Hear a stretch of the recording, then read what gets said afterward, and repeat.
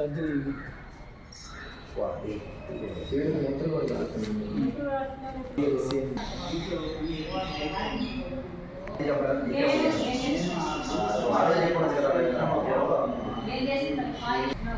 Sir, నా పేరు వేగూరు రవీంద్ర.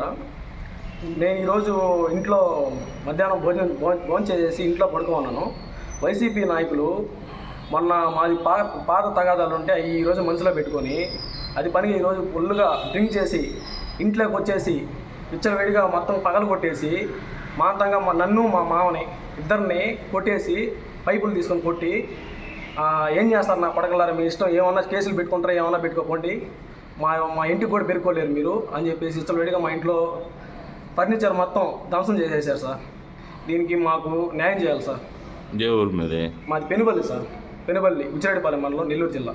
మా కొడుకు సార్, మేము ఊర్లేని చూసి మేము వచ్చేటప్పటికి నేను అప్పుడే వస్తున్నాను సార్. వస్తుండేలాకే కొట్టి ఇట్లా గందరగోళం చేసేసి ఇంట్లో మొత్తం సామాన్లంతా పగలు కొట్టేసిండ సార్. కావాలంటే పోయి చూసుకోండి, ఎంక్వైరీ చేస్తారు. అదే మేము నేను లేకుంటే నా పెట్టిన సంగతి ఉండేవాళ్ళు సార్. ఇద్దరు పట్టుకొని అట్లా చేశారు సార్. కావాలంటే ఇంట్లో అన్ని పగలు కొట్టేసి కుర్చీలతో కూడా గందరగోళం చేసిండారు సార్. కావాలంటే పోయి చూసుకోండి, మేము ఏడాము. నా పేరు రవి, పెనుపల్లి గ్రామం. రవీంద్ర అనే మా పిల్లడు.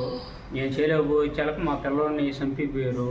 నాకు తెలిసి ఒకటే నేను ఇంటికి వచ్చి చూసి కడుపు మండిపోయి ఒకటి హాస్పిటల్కి వచ్చిన సార్. చేసిన వాళ్ళు దాసరు వంశీ, ఏగురు రాజేంద్రం, విజయ్. వీళ్ళంతా ఎవరు?